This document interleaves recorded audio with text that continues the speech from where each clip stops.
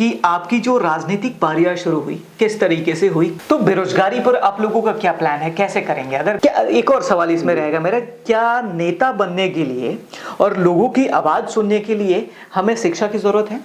जय हिंद, नमस्कार, मैं हूं आपके साथ नितिन। हमारे साथ आज खास मेहमान है बातचीत करने के लिए। आपको बता दूं कि 18 मधुबन विधानसभा के जन सुराज के प्रत्याशी हैं विजय कुमार कुशवाहा जी। सर, आपका स्वागत है। बहुत बहुत धन्यवाद नितिन जी। जी सर, सबसे पहले मैं बात करना चाहूंगा कि आपका जो फेस है बहुत ही मासूमियत झलकती है, बहुत हंसमुख रहते हैं। क्या राज है इसके पीछे? Thank you very much for this complement. मैं शुरू से काफी इंट्रोवर्ट रहा हूँ। जी जी, ट्रांसफॉर्म किया अपने आप को। लेकिन सर क्या है ना कि जब लोग नेता बनता है तो हमेशा ये कोशिश रहती है कि लोग ज्यादा बोले, ज्यादा बढ़ चढ़ के बोले, तो उसको लोग समझता है कि ये अच्छा प्रवक्ता है तो अच्छा नेता बन सकते हैं। लेकिन आप तो यहाँ पे बिल्कुल सारे सिस्टम को पलटते हुए नजर आ रहे हैं। अपने आप को ट्रांसफॉर्म किया है। अच्छा, ट्रांसफॉर्म किया है। सर, मैं ये भी जानना चाहूंगा, हमारे दर्शकों को जरा बताइए कि आपकी जो राजनीतिक पारियां शुरू हुई किस तरीके से हुई? क्या आपने कॉलेज से शुरू किया था अपनी राजनीतिक पार्टी? शुरू से राजनीति, जैसा मैंने कहा कि इंट्रोवर्ट में रहा हूँ, तो राजनीति से कहीं दूर दूर नाता नहीं रहा। हालांकि हमारे परिवार में हमारे पिताजी राजनीति में काफी लंबा समय दिए हैं। अच्छा, लेकिन मुझे वो मैच नहीं कर रहा था मेरे कैरेक्टर से, राजनीति खास करके। लेकिन जन सुराज, जब प्रशांत किशोर जी ने जन सुराज की शुरुआत की और पदयात्रा के लिए अनाउंस किया कि हम पदयात्रा करेंगे, और भितिहरवा गांधी आश्रम जो है पश्चिम चंपारण में, वहाँ से शुरू करेंगे, तो उस समय मैंने ये हमारे दिल में आया कि नहीं, यहाँ पे आना चाहिए। क्योंकि उनका जो स्लोगन था कि सही लोग, सही सोच और सामूहिक प्रयास। ठीक है, तो सही लोग राजनीति में नहीं थे। धीरे धीरे जो ट्रेंड बना था राजनीति का 89 के बाद, 90 के बाद में जो ट्रेंड बना, तो जो सही लोग थे, समाज के बुद्धिजीवी लोग थे, धीरे धीरे राजनीति से किनारा करने लगे। हाँ, ये बात सच है, क्योंकि जिस तरीके से लोगों में एक छवि बन जाती है, लोग एक सोचने लग जाते हैं कि लोग अगर राजनीति की तरफ रुख कर रहा है तो थोड़ी सी छवि खराब हो। ये पहले हमारे चलता था, हमारे सिस्टम में। वो जो टाइम था, हाँ, उसमें बाहुबली लोग ज्यादा वर्चस्व में आ रहे थे। पहले बाहुबली लोग नेता को प्रोटेक्ट करते थे। धीरे धीरे लगा कि नहीं, बाहुबली कहे कि मैं खुद से नेता बन जाऊं, तो वो ट्रेंड चलने लगा, बाहुबली खुद से नेता बनने लगे, और वहां से अच्छे लोग किनारा करने लगे। तो जन सुराज में ये कहा गया कि सही लोग सही सोच को सामूहिक प्रयास करेंगे, अच्छे लोगों को राजनीति में जोड़ेंगे, स्वच्छ छवि के लोगों को राजनीति के मुख्य धारा से जोड़ा जाएगा जन सुराज के तहत। तो मैं उससे प्रभावित होकर जन सुराज में जुड़ा। इस बार मैं देख रहा हूँ कि जिस तरीके से प्रशांत किशोर मुद्दा लेके आ रहे हैं, वो पहले बिहार की रीजन जितना भी है, अक्सर माना जाता है कि यहाँ पे जात पात की राजनीति ज्यादा की जाती है, यानी कि जात की बात करो, वोट लेके चले जाओ। लेकिन जब से प्रशांत किशोर बिहार में आए हैं, बिहार की बात करने लगे हैं, लोग एक तरफ से बिल्कुल उनके तरफ सुनना पसंद कर रहा है। उनका जो फैन फॉलोइंग है लगातार बढ़ रहा है, क्योंकि वो बिहार की जड़ की बात कर रहे हैं, रूट की बात कर रहे हैं। तो आप इन्हीं सब चीजों से प्रभावित हुए हैं? सही है ये नितिन जी कि प्रशांत जी ने पैदल घूम के, गांव गांव घूम के ये देखा है और इनकी समस्याओं को जाना कि क्यों ये समस्या है, और लोगों को समझाया है ये कि कैसे, किस पैटर्न पे चुनाव होना चाहिए, किस पैटर्न पे वोट देना चाहिए। तो जाति धर्म पे आप उलझ के वोट देते हैं तो नेता आपको जाति के उलझाते हैं। जब समाज में जाति है, जाति की बात होगी, तो राजनीति में भी जाति की बात होगी। और इस चीज को नेताओं ने ट्रेंड बना लिया कि नहीं, इसी को पकड़ के हम आगे निकल सकते हैं। तो जाति में उलझा के, अलग अलग बांट के वो अपना राजनीति शुरू कर दिए। अच्छा, इस बार राजनीतिक मुद्दा जो है बिहार में, इस बार क्या चल रहा है? अगर आप जीतते हैं तो क्या करेंगे? और आपके विधानसभा क्षेत्र का जो मधुबन क्षेत्र है, वहां कौन सी समस्या आपको सबसे ज्यादा देखने को मिलती है?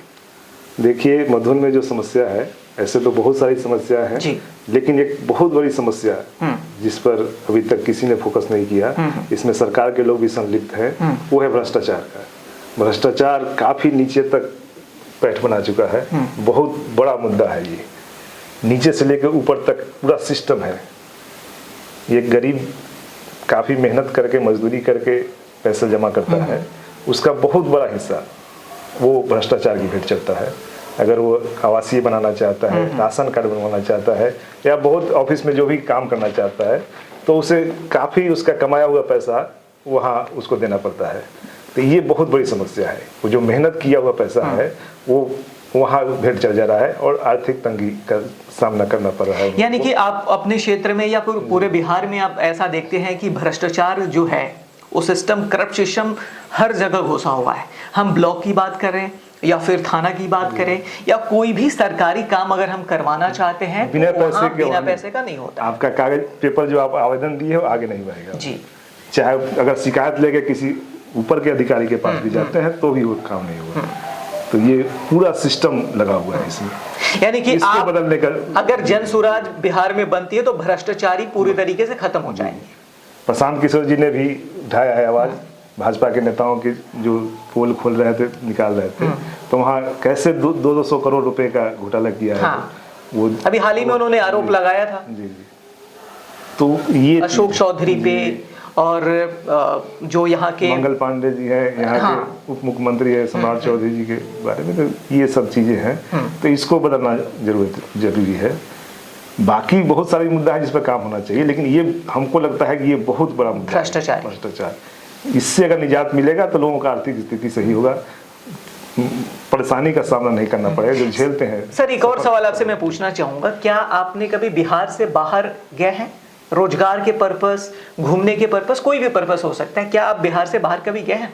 हाँ, घूमने के लिए तो गए हैं, रोजगार के लिए तो नहीं कहा जाएगा, पढ़ने के लिए और घूमने के लिए। मैं इसलिए पूछ रहा हूँ, जब आप बिहार से बाहर जाएंगे तो बिहारियों की जो समस्या है वो बहुत बड़ा रहा है, या फिर भाषा को लेकर हो, या फिर वहाँ की स्थिति हो, या फिर कम पैसा मिलना, बिहारी ज़्यादा मेहनत करता है। हालांकि बिहार की टैलेंट कम नहीं है। आपको बता दें कि सर कोटा हो या फिर कोई भी शैक्षणिक यानी इंस्टीट्यूट हो, वहाँ पे बिहारी टीचर होते हैं, बिहारी इंस्टीट्यूट भी होते हैं। 80% बिहारी स्टूडेंट हैं। हाँ, पढ़ाने वाले टीचर भी है, लेकिन वो सारे सिस्टम बाहर है। तो क्या ऐसे सिस्टम बिहार में नहीं होना चाहिए? स्वाभाविक रूप से यहाँ होना चाहिए। ये नेताओं की कमी है कि यहाँ पे उसको डेवलप नहीं किया गया। यहाँ डेवलप किया जाएगा तो टैलेंट की कमी नहीं है। यहाँ पटना में हो, मुजफ्फरपुर में हो, जो और भी बिहार में बड़े बड़े शहर हैं, वहाँ पे अगर व्यवस्था हो तो जैसे वहाँ बड़ा बड़ा अगर इंडस्ट्री के रूप में इसको अगर किया गया है तो यहाँ भी किया जा सकता है। और यहाँ बिहार की आर्थिक स्थिति को उसके बल पे भी उन्नत किया जा सकता है। इसलिए कि बिहार जो है विद्या की भूमि रही है यहाँ। बिल्कुल। देवताओं को भी यहाँ आके ज्ञान लेना पड़ा है। तो बहुत बड़ा यहाँ पे विश्वविद्यालय रहा है, देश विदेश से लोग यहाँ पढ़ने आते थे। तो बहुत बड़ा ये बिहार जो उन्नत था वो कहीं ना कहीं शिक्षा के मामले में ही था, जो आज एकदम से खत्म कर दिया गया है। इसलिए बिहार की स्थिति खराब है। प्राथमिक शिक्षा ही व्यवस्था ही खत्म कर दिया गया है। अगर आप नहीं पढ़ते हैं, कोई बच्चा अगर नहीं पढ़ पाता है तो उसको मजदूरी ही करना पड़ेगा, चाहे देश में कहीं भी जाए। अगर अपने यहाँ कोई काम नहीं है, कोई रोजगार नहीं है, तो कहीं ना कहीं उसे दूसरे राज्य में जाना पड़ रहा है और मजदूरी कर रहा है। ये बहुत बड़ी विडंबना है। तो बेरोजगारी पर आप लोगों का क्या प्लान है, कैसे करेंगे? अगर बेरोजगारी कैसे खत्म करेंगे? बेरोजगारी के लिए रोजगार देना पड़ेगा। नौकरी तो सीमित है, सरकारी नौकरी तो एकदम लिमिट है, उसमें तो होना नहीं है। प्राइवेट सेक्टर में भी यहाँ बहुत ज़्यादा काम नहीं है, तो उन्हें रोजगार देना पड़ेगा। तो रोजगार देने के लिए सबसे पहले रोजगार करने के लिए आपके पास पूंजी होनी चाहिए। तो पूंजी लोगों के पास नहीं है, इसलिए बाहर में जाके काम कर रहे हैं। टैलेंट है, मान लीजिए कोई ये है प्लम्बर है या कुछ समझिए कि, तो इसके लिए तो सर सरकार को फैक्ट्री लगाने की जरूरत है। यहाँ जी बिहार में फैक्ट्री लगाएंगी तब तो यहाँ के जो वर्कर्स हैं, जो टैलेंट है, यहीं पे काम करेगी। नहीं तो बाहर तो जाना पड़ेगा। रोजगार के लिए उन्हें पूंजी चाहिए। तो पूंजी यहाँ नहीं मिल रहा है। जो लोन मिलना चाहिए बैंकों के माध्यम से वो नहीं मिल रहा है। प्रशांत जी अक्सर इस सवाल को उठाते हैं कि CD रेशियो, जो क्रेडिट डिपॉजिट रेशियो है, वो अन्य राज्यों के मुकाबले बहुत कम है। यहाँ 40% तक है ऑलमोस्ट। बाकी जगह में 80%, 70%, 90% तक है। तो यहाँ जो लोग पैसा जमा करते हैं बैंकों में, उसके बिहाफ में वो देना पड़ता है लोन। तो वो पैसे यहाँ ना देके किसी दूसरे राज्य में भेजा जा रहा है। इसलिए यहाँ लोगों के पास पूंजी नहीं है। अगर बैंक पूंजी दे, यहाँ लोगों के पास टैलेंट है, तो यहाँ अपना रोजगार करके वो काम कर सकते हैं। जैसे उदाहरण के रूप में अगर कोई नाई है, सैलून चलाना जानता है, बाल काटना जानता है, तो अगर उसके पास पूंजी नहीं है, ठीक है, तो वो कहीं ना कहीं जैसे मुंबई में गया, मुंबई में जाके किसी सैलून में काम करेगा, एज ए वर्कर वहाँ काम करेगा। अगर उसके पास पूंजी होगा तो यहाँ अपने हाथ सेटअप लगाएगा सैलून का, ठीक है, खुद तो कमा रहा है, 4 जन को वहाँ पे। तो सर इसमें जब तक सरकार की मदद नहीं मिलेगी तो बैंक तो पूंजी ऐसे देगी नहीं, सरकार की कमी है। सरकार को ये ध्यान देना चाहिए कि CD रेशियो कम से कम 70% हो, जो एक एवरेज है वो होना चाहिए, उसको मेंटेन किया जाए, जो यहाँ सरकार नहीं कर रही है, जिसके चलते ये बेरोजगारी की समस्या है। टैलेंट तो है लेकिन यहाँ पूंजी नहीं है, जो हम खुद का कोई व्यवसाय नहीं कर सकते। सर शिक्षा पे क्या प्लान है आप लोगों की, क्योंकि शिक्षा में बिहार उतना तो पीछा मैं नहीं मानता हूँ, क्योंकि IAS ऑफिसर बिहार के भी बहुत ज़्यादा निकलते हैं। तो शिक्षा में और बेहतर ढंग से जो प्राइमरी एजुकेशन होता है, हमारे बच्चे होते हैं जो ST SC कास्ट के बच्चे होते हैं, वो अक्सर स्कूल नहीं जा पाते हैं, उस तरीके से उनको मोटिवेट नहीं किया जा सकता है या किया जाता है, ताकि सरकार कुछ इस तरीके से कार्यक्रम करे जिससे बच्चों को मोटिवेट करके स्कूल लाए। देखिए स्कूल, तो आप लोग इस पे क्या करेंगे? देखिए अभी जो व्यवस्था है, हर जगह स्कूल खोल दिया गया है, हर गांव में, हर पंचायत में स्कूल है, लेकिन उसमें टीचर नहीं है, व्यवस्था नहीं है। तो हम लोग जैसे जनसुराज में कहा जा रहा है कि एक विश्व स्तरीय शिक्षा, जो नेतरहाट जो स्कूल हुआ करता था उस टाइप का हर प्रखंड में एक कम से कम अभी खोला जाए और बच्चों को वहां तक लेके जाया जाए, ट्रांसपोर्ट करके, यानी स्कूल बच्चे तक ना जाके बच्चे को उस स्कूल तक लाया जाए जो विश्व स्तरीय शिक्षा दे। वहां जब उनको पढ़ाया जाएगा तो ये व्यवस्था बदलेगी। अभी है कि जो स्कूल है उसमें सिर्फ खिचड़ी खिलाया जाता है, बच्चे आ रहे हैं, पढ़ रहे हैं, नहीं पढ़ रहे हैं, उससे कोई मतलब नहीं है।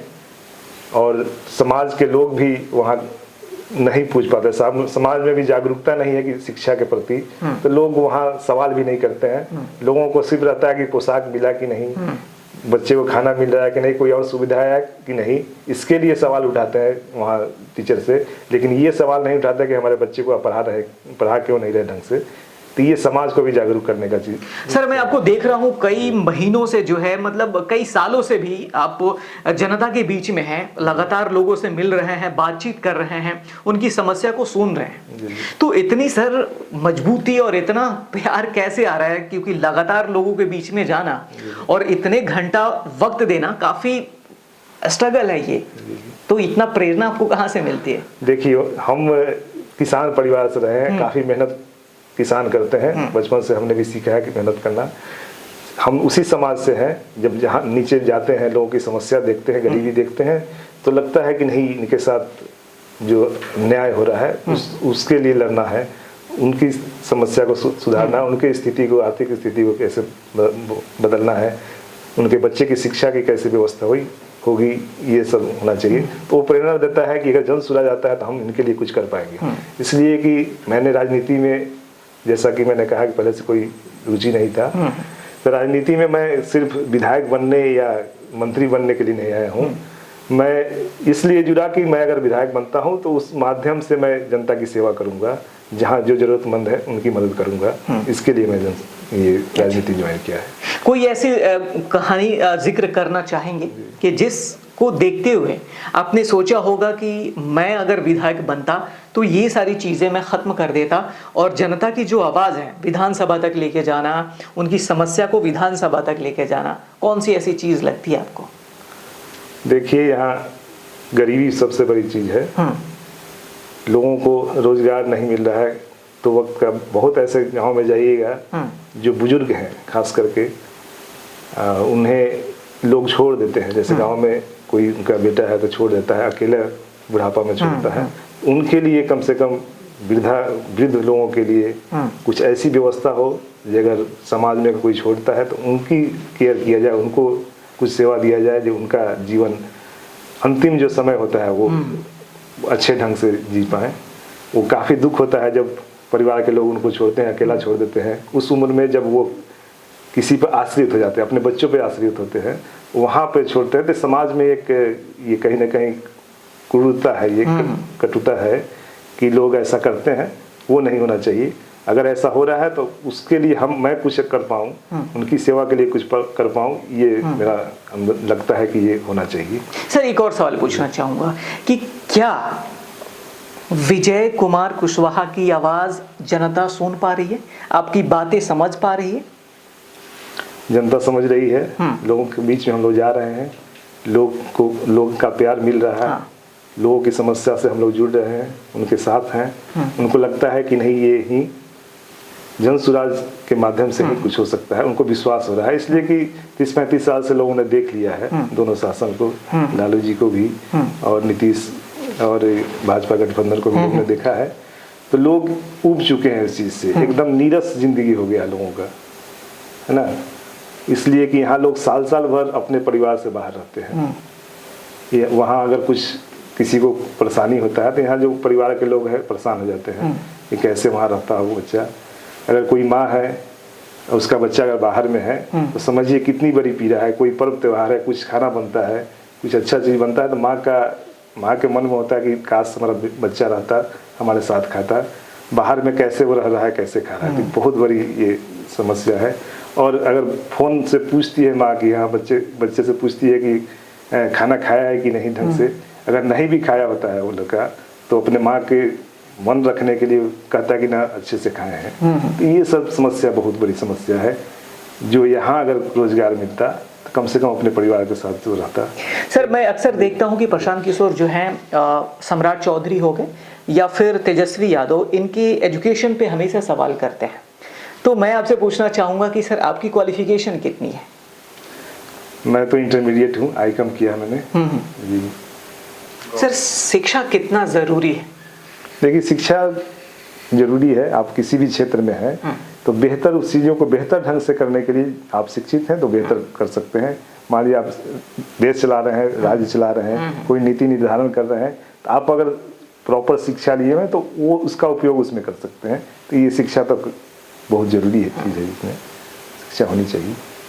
हाँ विजय जी, आपसे एक और सवाल पूछना चाहूँगा। बचपन में कोई ऐसी मोमेंट्स हो जो आपको हमेशा याद दिलाती हो कि हाँ ये मोमेंट्स बहुत ही प्यारा रहा है और बहुत ही सही है, क्योंकि जिस तरीके से आपकी बचपन रही है उसमें किस तरीके के नेताओं को आपने देखा कि हाँ ये नेता जो है बिल्कुल अलग है और मुझे भी इस तरीके के नेता जैसा काम करना चाहिए, या फिर ऐसा लगा कुछ कहानी हो या फिर कुछ ऐसी बातें बताना चाहें आप?